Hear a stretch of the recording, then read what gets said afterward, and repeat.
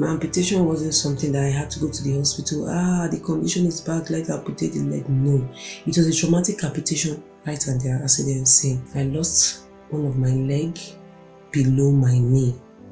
Off. The foot was on one side of the road, my child was on one side of the road, and I myself was in another part of the road. He rushed me to the emergency ward. I was just praying, God, if I go from here, just take care of my kids. If I go, that was my prayer. My dad just asked me, Joy, where is your leg? And he left. But I believed there was a purpose for my pain.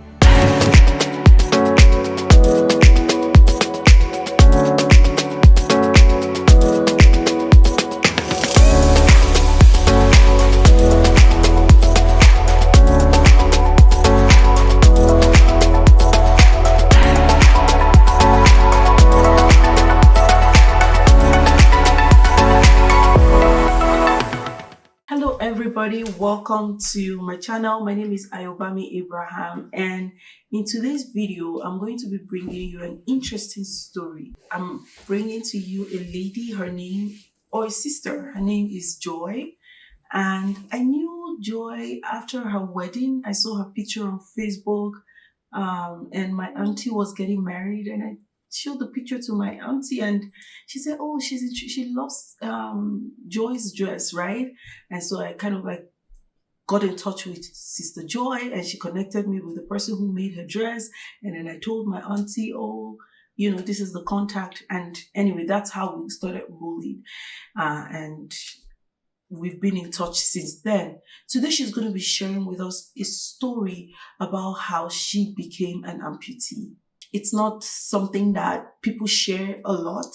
So I'm hoping that as you watch this video, you would appreciate the gifts that you have. You know, you haven't lost any body parts. And while you're appreciating, I hope that you'll also be able to empathize with her as well. Hello everyone. Hello. Today is about me. Yeah, thank you. I want to start by introducing myself. My name is Joy Egbeneye. Setome. I'm a mother of two, a girl and a boy. I'm married, happily married. I'm a graduate of sociology, but Nigeria situation very close actually made me go into business right from, I think, after I gave birth to my child. Also, shuffling office work and taking care of the kids wasn't too funny. That's why I had to go into business strictly. Money comes in. I'm a kind of person, I really love business. I'm into beddings and pajamas and curtains, wallpapers, through pillows, generally beddings, anything that beautify your home and make your sleep peaceful. That's what I'm into. And I'm a Christian. I'm a born again Christian by the grace of God. And that has really been my police strength. And I'm an amputee. Amputee are those who are either having a lost limb or hand. And yes, I'm an amputee. A few years back, I found myself in that. That's a little intro I can really give about myself. This how I lost my leg, how I became an amputee. You know, in life, you don't really plan for things. On the 16th of July 2019, I left the house like every other parent. I left the house to drop my kids in school. My daughter, to be the second child, was less than 2 years old, I think a year and 4 or 5 months, if I'm not mistaken. So I left the house planning to drop her in school, then do 1 or 2 errands with my other baby at that. So we bought the bike. I was actually rushing because my child was already late before I finished and every other thing. You know, at times you want to board a motorcycle and the rider is not happy. Some of them will be angry, maybe because you told them, please, you drive gently or something. That was what really transpired that day. But because I was rushing, I just said, let's go. I was just telling the bike, you will drop me in school we drop my daughter from there, we go somewhere else. Luckily for me, I actually dropped my daughter in school. On leaving my daughter's school to go to the other destination, that was it. We just left the school, let's enter the road back. That was it. The vehicle coming the opposite direction. The bike was trying to enter the road, and the vehicle coming from other direction just hit us. And now I was the one at the back. The driver, the bike man had to use to do the blocking from left hand side, and my leg was gone. My amputation wasn't something that I had to go to the hospital. The condition is bad, let's amputate the leg. No, it was a traumatic amputation right and there, as they were saying. I lost one of my leg below my knee. Off. The foot was on one side of the road, my child was on one side of the road, and I myself was in another part of the road. It wasn't a funny experience. I can remember that day I was telling myself, Joy, wake up, it's a dream. You are dreaming. I know, it's a dream. You wake up from this dream. It's a dream. But no, it was reality. The whole place was filled up with crowd. A lot of people were already surrounding. I was shouting, my baby, where is my child? Where is my child? That was, as a mother, you're not even concerned with the state at which you are. It's your child. I was just shouting, my child, my child. Luckily, so God so good. The proprietress of my daughter's school, the school wasn't too far from where the accident happened. So I think one of the staff that was at the gate noticed something, and she was already telling her, I think it's Miss Egbeneye, and the man was saying, please, he was rebuking her because of, I think she had series of incidents that same week that were not favorable at all. It's a story for another day. But she just ran there and picked my boy from the roadside, and she was telling me, Miss Egbeneye, you are not going anywhere. You will be fine in Jesus' name. So when I heard her voice and I know she was with my child, that was like a cool spot for me. I was a bit calm. Then I just noticed everybody, we knew the whole camera and phone. I was like, before they will carry me on social media, my parents will get to know, this will get to know. I just bowed my head down on the floor. I was just hearing different kind of noise and comment everywhere. The pain was sudden. It wasn't a funny one at all. I just covered my face on the floor on the roadside.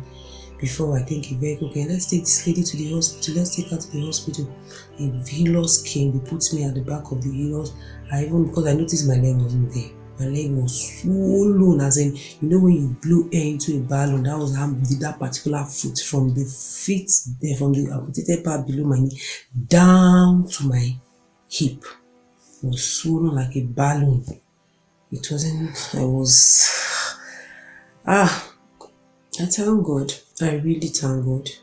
From the accident scene on a normal day to the nearest hospital, I don't think if you're on a motorcycle or a vehicle, it's not up to 3-4 minutes drive, if I'm not exaggerating. But that day it was looking so long, as if I was going for like 5 hours drive. I was just seeing the cloud everywhere, clean, white, the whole thing. Anytime they enter any nearby bump to drive on, I feel the pain.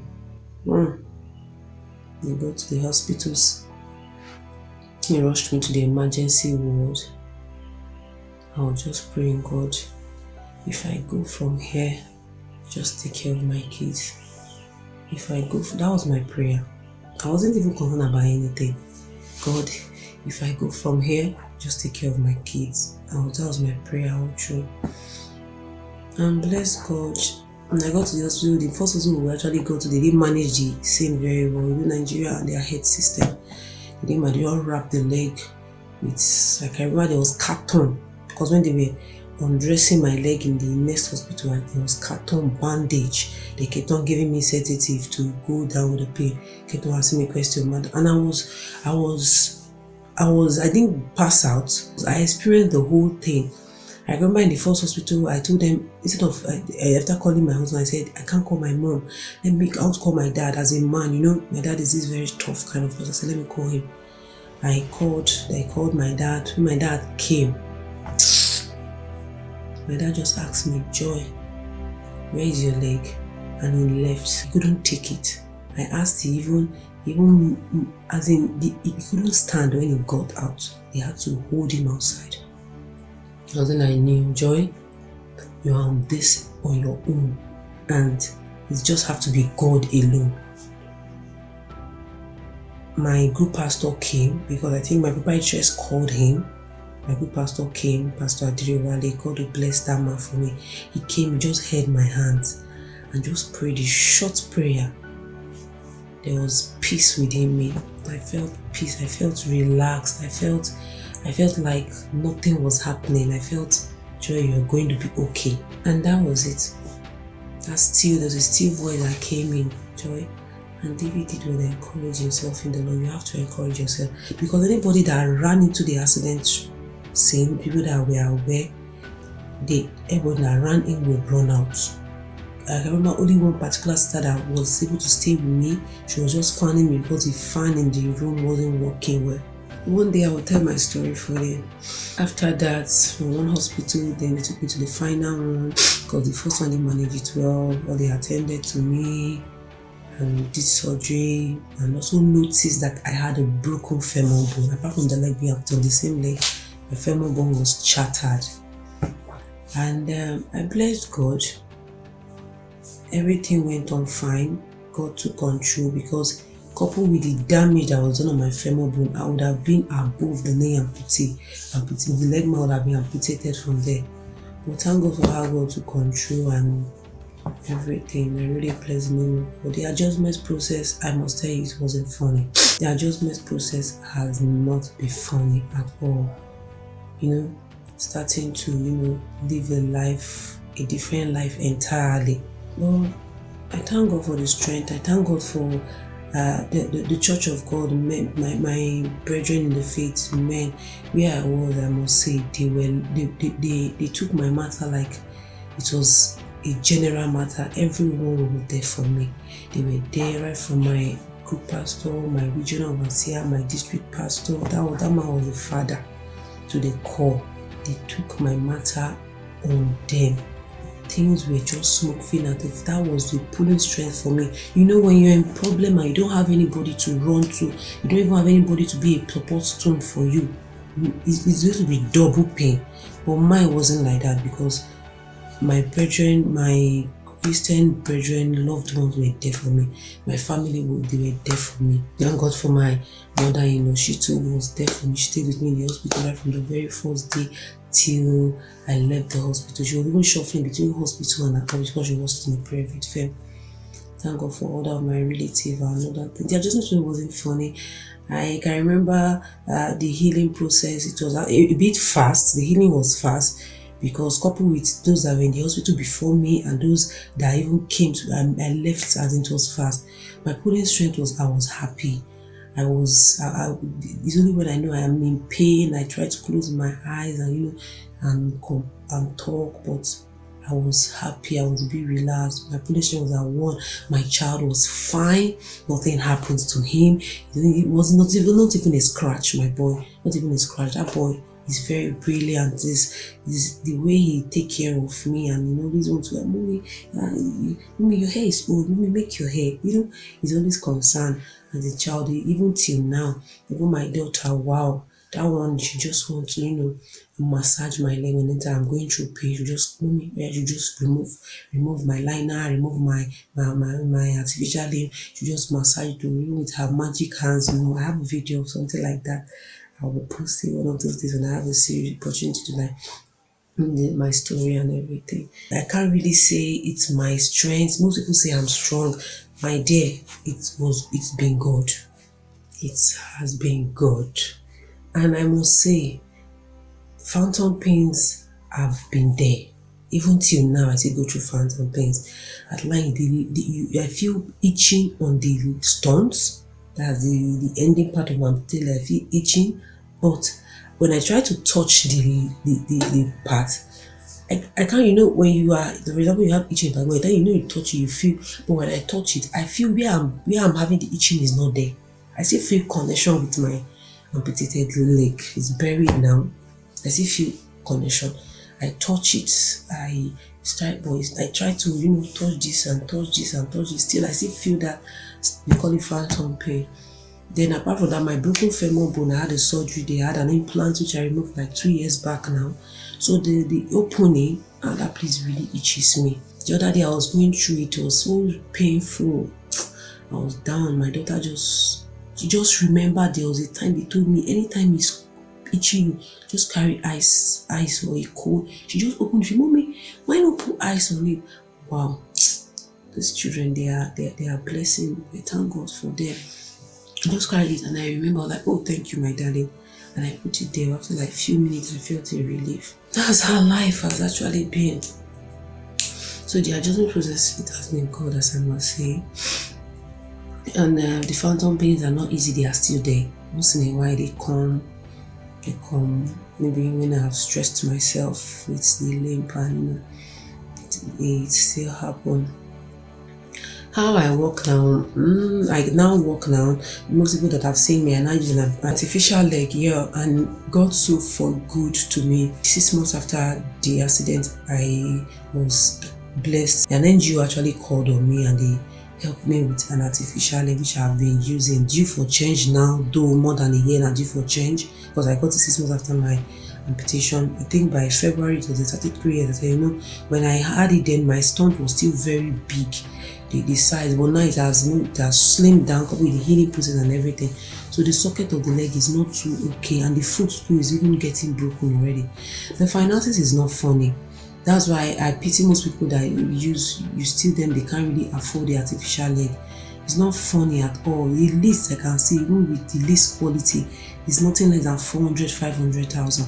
If you're talking about a bit that's something that is a bit durable, even like from 1 million and above.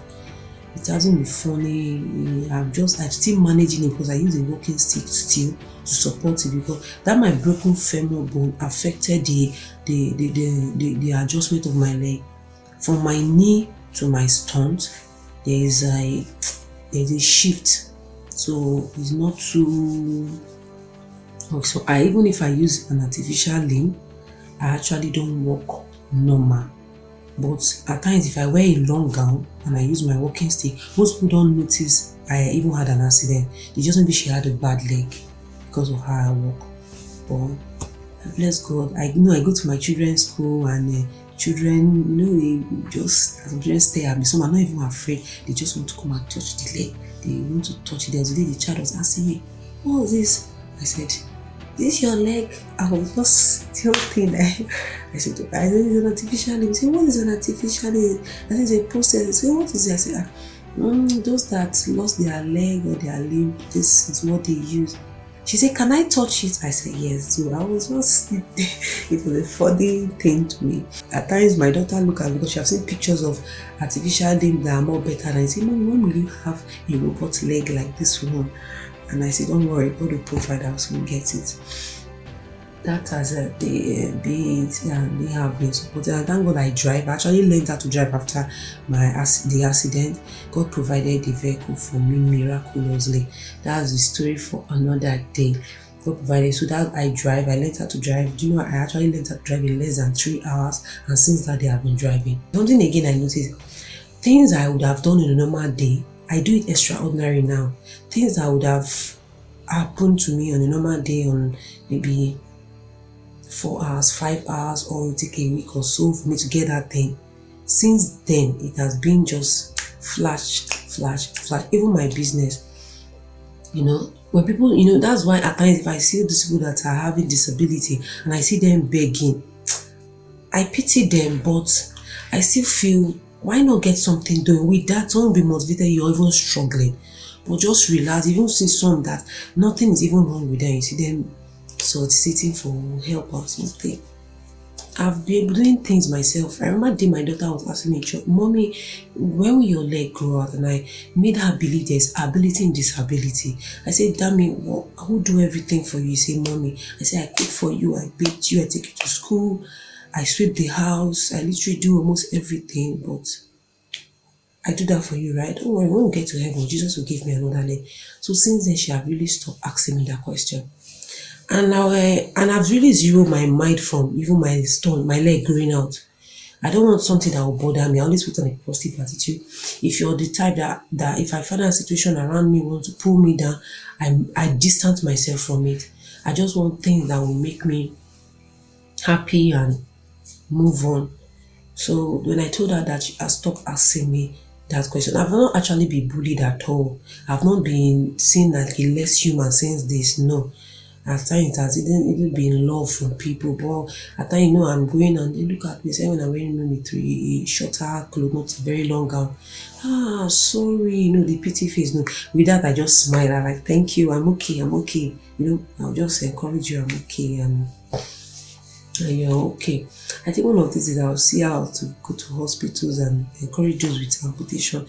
There's life after amputation. An amputee can get married. An amputee can do anything. Can go to school. Can do anything. Even I know of a lady that has just one hand. She's married now after the amputation. She have 3 kids and she's living her normal life. She cook another thing. So I've seen her video of her washing clothes. She modeled the clothes with one of her hand. When she wants to squeeze it, she used one of her hand to arrange it and she adjusted it to the strength of the other of her hand. So it's a beautiful life. And one thing that really pulled me through was when I had this amputation, I was in the hospital. I tried to check my social media, check on social media platforms, check on group that are my same, because I didn't see any of Nigeria. It was more of outside the country, borders of outside the country. So, and all those white people with the unique way they do things. I saw many videos of people living their normal life without legs, without limb. Even some I even say both hands are gone, both legs are gone. So I see just one leg. And remember I saw one video of just one leg. She don't have hands, she don't have men. That was a pulling strength that joy you can do more, even no matter what. The hardest part of I've missed my leg. I missed my legs, especially when I'm going through phantom pain. And I can remember there was a day my daughter was supposed to go to school, and we women we multitask. Our men are not like that. So the breakfast she would take to school wasn't ready, and the school bus had to take her. I felt better. A normal day I wake up by 5:30, and I walk. Then I walked in his room. I beat her, prepare breakfast, beat my baby, and we leave and get to school early. So I felt pain that day. I remember I cried. When I entered the bedroom, I cried and I said, God, why this? But I believed there was a purpose for my pain. What the enemy plan wasn't this. If I'm very sincere with you, coupled with the revelation the story my parent told me before the parallel to what happened. The accident wasn't planned for this. It was planned to take me and my child life, but the Lord averted it. When the devil thought by the time I killed when Jesus died on the cross, he didn't know there would be a life after resurrection for Christ, and that was the end. That was where Christ overcame death for us. It started a beautiful life after then, and the hardest part was that particular day. And at times when I feel really pain was when I feel there are things I'm supposed to do on a normal day without assistance, but and it's going on a slower pace, which on a normal day I would have even done twinkling of an eye. But those are part of those hard days for me. And I thank God. And I've really questioned God. Yes, I've actually questioned God. Those few days I just gave of not able to prepare my child early for school, and then having to do things on a normal day, and I can't do it. Which then, especially then when I was healing through the healing process, those are the days I feel God. Why?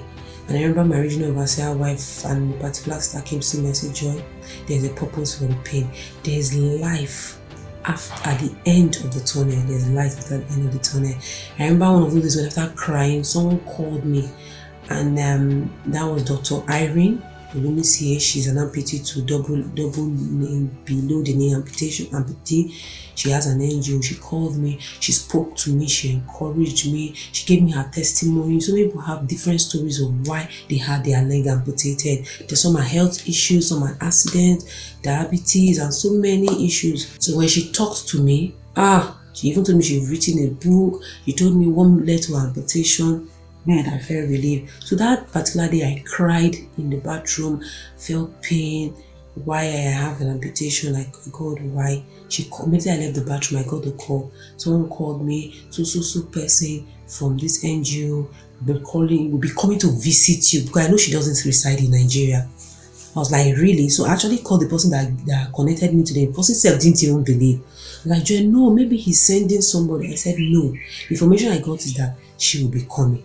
Even the day I came, he now said, when she call me, the day I came, I called the family. When the man came, I was surprised. I was blessed to have her with me. She spoke to me, she encouraged me. She was the one that was supposed to give me a prosthesis before, but this particular NGO, I didn't even, people were already making calls on my behalf, gave me this leg, the leg I'm using before time. Yeah, I would have even showed it in the video, but it's a bit far from me. Amputees need support all over the country. They need it. They need it. If you can't, at times there are some NGO that are not too genuine. At times you can, like me, I've been able to raise a little amount, but it's not really up to. So what I feel people can do, you can meet anybody you know needs that help. How much have you been able to raise? How much can we support you with? There are NGOs that still do it. Yes, you can meet NGOs, discuss with them, bring the person there. Yeah, because then I remember I went to Mina for mine. I think there are two in Abuja. I know of two in Abuja. I visited one. I know of one in Mina. There are so many good what do you call it, orthopedic amputees that gets prosthesis for people. They are the good quality, they are there. I don't think I can change anything. I think God had a plan. You know, He knows my tomorrow. Do you know my name? My native name is Osetsuaweme. That was what my dad named me. And it means the Lord hastens my foot. I remember asking my dad, did you know I was going to have an amputated leg? You know I was going to lose my limb? He just smiled. The Lord has been hastening my foot. I remember I have always confessed that where my two legs couldn't take me to, I'm going to enter there, and it has just been like that. So I don't think I can change anything. I don't think if I'm able to change anything. God's plans are only far better than ours. He sees our tomorrow. You know, you try to do something and it's not really working out for you. You feel God has forsaken you. No, it's for a purpose. I remember I chatted with one of our brother a few years back, and he told me he was in a relationship, almost to get married, and it didn't work out after the whole dissolvement of the whole marriage thing, before marriage, and he felt bad. I said, listen, if that lady is yours, God will make it would have happened. I think it would have been worse if you had married to that lady.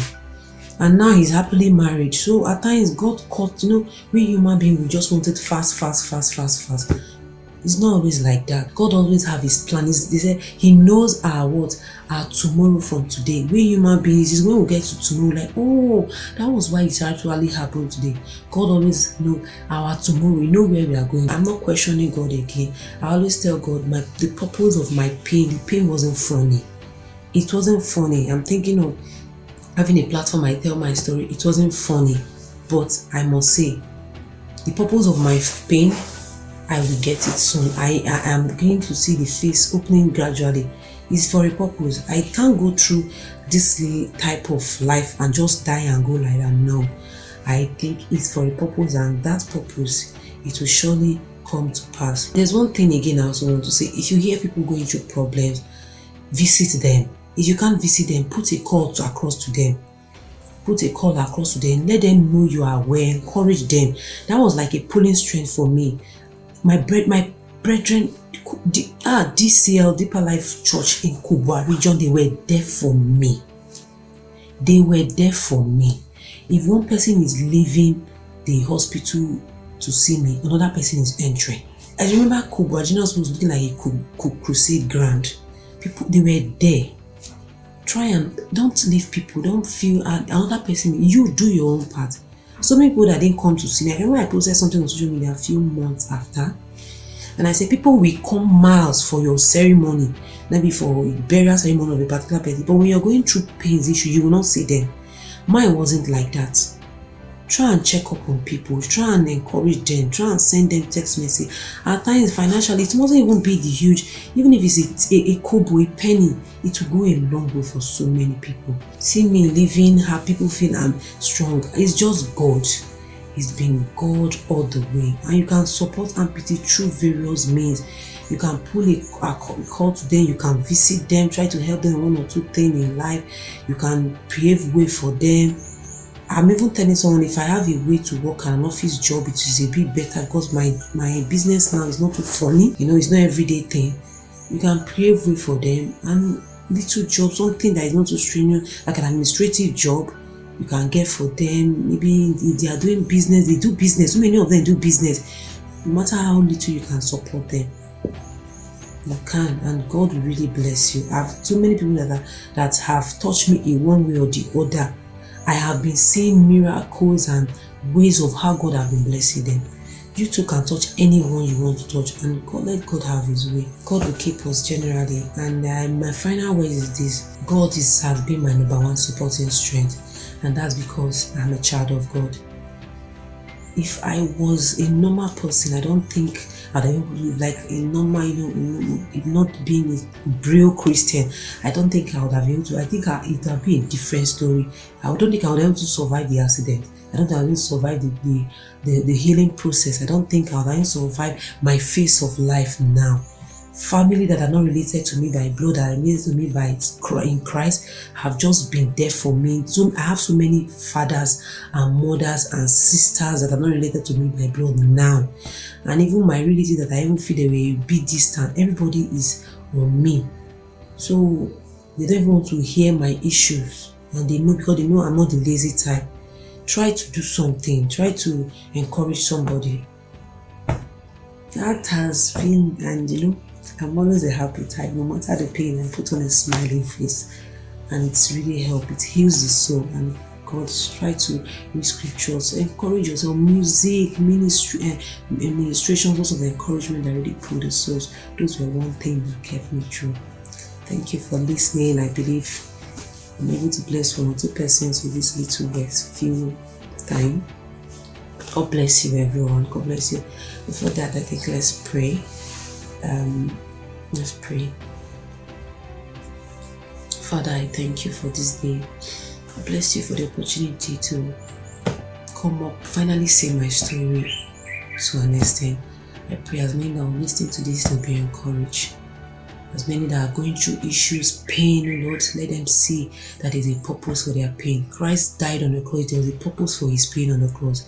And there's always a reason for a thing, for a particular pain and particular struggle. I pray you bless us many that are listening to this, and encourage one or two persons with this, and pave way, an easy way for as many that pains or issues in life. Life, you can't run away from struggles from it. You keep on giving them strength to pull through. And at last we have full cause to give you praise. In Jesus' name we pray. Amen. Thank you very much. Thank you for listening. I know you're blessed. Thank you so much. I want this opportunity to thank the Ayobami Abraham, the owner of this YouTube page. Man, thank you very much for giving me the platform to say my story.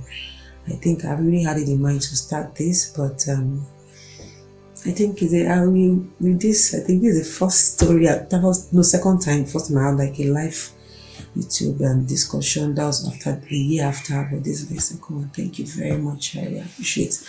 God bless you. Wow, what a story.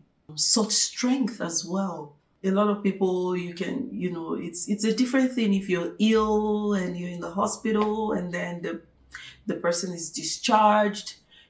But losing a part of one's body after having had that body part for the person's entire life, it can be a huge loss. But we thank God for the gift of the Holy Spirit to comfort, to encourage, and to make everyone see the beauty, in spite of the pain.